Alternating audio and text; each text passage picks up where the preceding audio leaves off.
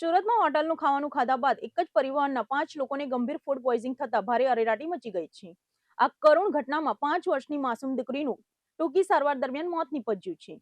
જ્યારે માતા પિતા અને અન્ય 2 દીકરીઓની હાલત ગંભીર જણાતા તંત્ર સામે તપાસની માંગ ઉઠી છે. સુરત શહેરમાંથી એક અત્યંત કરુણ અને ચોંકાવનારી ઘટના સામે આવી છે, જ્યાં બહારથી મંગાવેલું જમવાનું ખાધા બાદ એક જ પરિવારના 5 સભ્યો ફૂડ પોઈઝનિંગનો ભોગ બન્યા છે. શનિવારે રાત્રે પરિવાર દ્વારા શીતલ રેસ્ટોરન્ટમાંથી જમવાનું મંગાવવામાં આવ્યું હતું. એમાં પરિવારના તમામ સભ્યોની તબિયત અચાનક લથડવા લાગી હતી. પરિવારના સભ્યોને ઉલટી, ઉબકા અને અસહ્ય તકલીફ થતા તમામ 5 સભ્યોને તાત્કાલિક અસરથી સારવાર અર્થે નજીકની ખાનગી હોસ્પિટલમાં ખસેડવામાં આવ્યા હતા. જોકે સારવાર દરમિયાન જ 5 વર્ષની માસૂમ દીકરી આર્યાનું કરુણ મોત નીપજ્યું હતું. માસૂમ દીકરીના મોતથી પરિવારમાં ભારે અરેરાટી અને શોકનું મોજું ફરી વળ્યું છે. હાલમાં માતા પિતા સહિત અન્ય 2 બાળકીઓ હોસ્પિટલમાં સારવાર હેઠળ છે, જે પૈકી તમામની હાલત અત્યંત ગંભીર હોવાનું તબીબો દ્વારા જણાવવામાં આવી રહ્યું છે. એક સાથે આખા પરિવારની સ્થિતિ લથડતા સ્થાનિકો અને પરિવારજનોમાં ભારે રોષ જોવા મળી રહ્યો છે. આ ગંભીર ઘટનાને પગલે સ્થાનિક અને પીડિત પરિવારે મહાનગરપાલિકાના આરોગ્ય વિભાગ તથા ફૂડ શાખા સામે સવાલો ઉઠાવ્યા છે. રેસ્ટોરન્ટના ખોરાકની ગુણવત્તા સામે ગંભીર શંકાઓ વ્યક્ત કરીને તંત્ર દ્વારા આ મામલે ત્વરિત તપાસ કરી જવાબદારો સામે કડક કાર્યવાહી કરવામાં આવે તેવી જોરદાર માંગ કરવામાં આવી છે.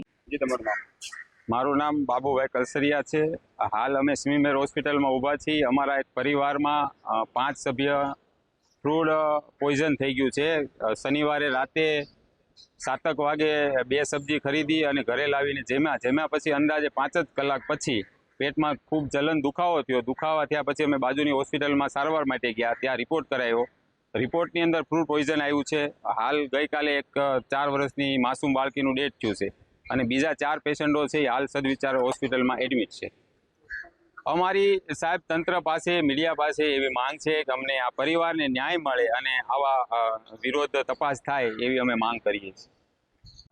મારું નામ ભાવેશભાઈ બાલાભાઈ કલસરિયા, ગામ બાબરિયાધાર. હું રહું છું કામરેજ, સુરતની અંદર. અને આ જે ઘટના બની છે તે મારા કાકાના દીકરા અશોકભાઈ ચકુરભાઈ કલસરિયા, એના આખા પરિવારને આ ફૂડ પોઈઝન થયું છે.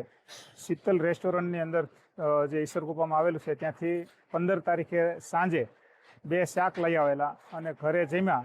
પછી એ જ રાત્રિએ એટલે વહેલી સવારે 16 તારીખે વહેલી સવારે એ અશોકભાઈને અને એની સૌથી નાની 5 વર્ષની દીકરી એને પેટમાં દુખાવો થયો અને ત્યાર પછી સવારે 9 વાગે એને નજીકના ક્લિનિક ઉપર સારવાર લેવા માટે ગયા. તો ત્યાં એણે બોટલો ચડાવ્યા અને દવા આપી. સાંજ સુધી રાહ જોઈ કે રાહત થઈ નહીં. પછી બીજા દિવસે પણ સવારે તકલીફ વધી અને બાકીની 2 દીકરીઓ અને અશોકભાઈના વાઈફ એને પણ આ તકલીફ પેટમાં દુખાવો અને ઝાડા ઉલટીની થઈ.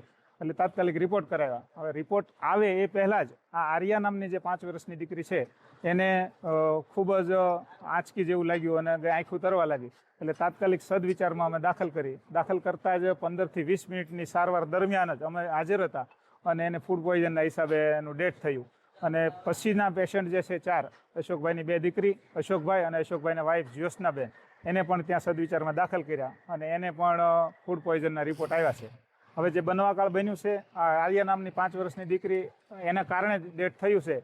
તો અમારી આખા પરિવારને, અશોકભાઈને ન્યાય મળે, અમારા પરિવારને ન્યાય મળે કે આવું શેના કારણે થયું. અને અશોકભાઈની દીકરી આર્યા 5 વર્ષની જે ઓફ થઈ ગઈ છે એને આ રિપોર્ટ અત્યારે પોસ્ટમોર્ટમ વિભાગમાં આપેલી છે સાંજે અને અત્યારે રિપોર્ટનું કામ ચાલુ છે. એ રિપોર્ટના આધારે અમે તંત્ર પાસે, બધા જ મહાનુભાવો પાસે અને સમાજ પાસે એવી માંગણી કરીએ છીએ કે અમારી અશોકભાઈની દીકરી જે સાથે અન્યાય થયો, અશોકભાઈને પરિવાર સાથે અન્યાય થયો, તેને ખૂબ ન્યાય મળવો જોઈએ. જે ખટતું ખૂટતું હોય તંત્રને અપીલ કરીએ છીએ. અને અશોકભાઈના વાઈફ ગણીએ તો ગઈકાલે સિરિયસ હતા. જ્યારે એને આ ખબર પડી કે આવું થયું છે તો એ પણ અત્યારે હાલ સિરિયસ છે અને 4 પેશન્ટ સદવિચાર મુક્તિધામના ઢાળ પાસે હોસ્પિટલ છે તેમાં એડમિટ છે. હવે અમે અહીંથી ડેડ બોડી લઈ જઈએ પછી પણ એ જ્યોત્સનાબેનની શું હાલત થાય એ અમે કહી શકતા નથી. આવી ગંભીર પરિસ્થિતિની અંદર એ અત્યારે 4 પેશન્ટ ત્યાં દાખલ છે અને ફૂડ પોઈઝનના હિસાબે પ્રાથમિકતાના આધારે અમે કહીએ છીએ કે આવું થયું છે. તો આને યોગ્ય ન્યાય મળવો જોઈએ. જે કાંઈ કાર્યવાહી ખોટી કરવાની થાય તે તંત્રને અમે અપીલ કરીએ છીએ અને મીડિયાને પણ અપીલ કરીએ છીએ કે આમાં અમને ન્યાય અપાવો.